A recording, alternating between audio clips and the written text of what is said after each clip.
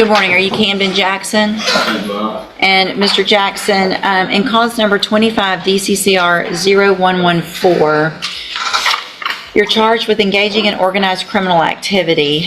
Ms. Perazo has filed a motion to withdraw as your attorney. And so you have any opposition to me allowing her to withdraw? Answer out loud. Okay. So, Ms. Perazo, I will grant your motion. Mr. Jackson, do you have the funds to hire an attorney? She's not working on it. You're working on it? So here's what I'm going to do in the meantime because you're in custody. I'm going to go ahead and appoint an attorney. That way you have no lull in representation. Somebody will begin working on your case. If you get someone hired, then they can file the appropriate motions to step in, okay? But you will be appointed an attorney today. Now, before I send you back to the jail, I want to talk to you about this stack of incident reports that I have of how you're behaving in our jail. And I know that one of the things that you wanted Ms. Perazo to do and that she had filed on your behalf that we're not going to take up today is for me to reduce your bond. And I can assure you nothing's going to happen other than your bond being increased if you continue to act like the little hooligan that you're acting like in our jail. I can't even tell you how angry this makes me. How old are you? You turned 19. Just turned 19. Well, let me tell you something. It is time to grow up. Because you and the other little 18, 19, whatever y'all are doing in there, you're never going to get out of jail. You're going to end up in prison, and your life is just going to be just like this. And is that what you want? No. It's not, is it? Cussing at the correctional officers, laying in bed because you don't want to get up, staying up late because you know when you get to sleep late? When you're at home because you're not in jail for violating the law. That's when you get to sleep late. That's when you get to make your own decisions. You don't get to make those decisions right now.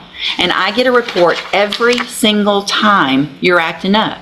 And you're going to keep coming in front of me with another lawyer, and it's the same thing. The DA knows about these, and if you think that's going to make them want to be nice and offer you some great deal on your case, it's not.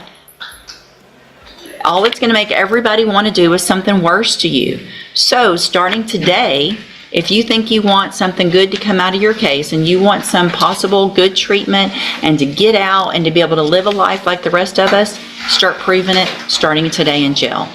Otherwise, it's not going to happen. Do you understand? All right, go back with the bailiff. Thank you, Your Honor. Thank you. Mr. Kimler, you have Corey Carter. I thought this was set for a plea. Well, it was, so they would. I'll give you a quick explanation, Your Honor. It was gonna. Judge, we discussed what I thought was going to be a solid agreement, and then after reviewing jail disciplinary, I just didn't think the court would approve it. So my offer was being refused. Now, just to be clear, Your Honor, I had gotten Mr. Nichols to extend an offer of 4 years, which Mr. Carter was prepared to accept, and that's when I set it on the docket today to plea. I was contacted by Mr. Nichols yesterday and advised that he was withdrawing that offer based upon the jail write-ups, which I've been provided with, and that the offer was now 6 years and with a 7-year cap, and Mr. Carter previously refused 5 years, so I did another refusal. So, Mr. Carter, how old are you? 17. 17 years old. And do you realize now what you acting up in jail has already cost you? Do you really? Tell me what it's cost you. Well, some of your life. But you had already talked about a deal in your case that sounds like you were going to accept. Is that right? And because you can't behave and follow the rules in jail, and I get those reports, and the district attorney's office gets those reports, and your attorney gets those reports, they decided you don't deserve that, and I don't disagree with them. So here's what happens now. If your case goes to trial, and I'm going to go through some things in a few minutes about that, and you get found guilty in that trial, that jury can also hear all of those reports, every last one of them. And any mercy or whatever, he's going to do it. I would if I were him. So if you're going to be in front of a jury, or you're going to be in front of the judge, or someone who's deciding what happens to your life, you might ought to change what you're doing in that jail. I just had a talk with another young one. I don't know what's going on in that dorm with all of you young ones, but what y'all all need to do is look at each other and say, I don't want to go to prison for a long time. If you do, you go act up over there. And man up and say, I'm not going to behave like that. Because you're a man now. And you're in felony court. You don't feel like a man. Your brain's probably not functioning like a man. But you are in felony court like every other grown-up man.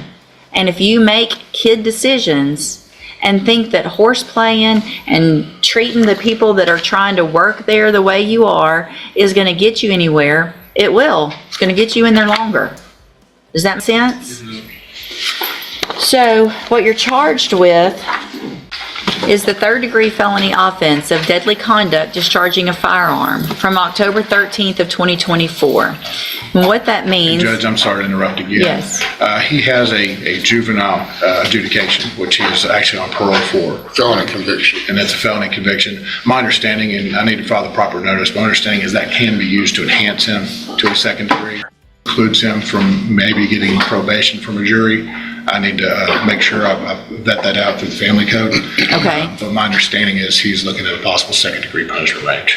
Do you agree with that? It's a hybrid situation with the prior juvenile felony conviction. I think that Mr. Nichols is correct that it precludes, or it does not preclude him from having to be eligible for probation from a jury. However, it will enhance the punishment range Okay. from a third degree to a second degree. So, Mr. Carter, what that means is that if you go to trial and a jury finds you guilty, and they find that that previous adjudication took place and was true, that you were adjudicated as a juvenile of a felony, that means that jury can sentence you anywhere in the range of punishment of a second-degree felony instead of a third, which is between 2 years and up to 20 years in prison. Do you understand?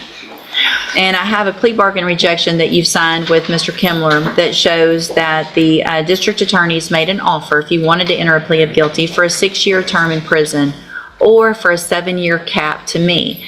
You have every right to reject that offer and have your case set for trial. We've talked about all that. Do you want to reject that offer and have a jury decide?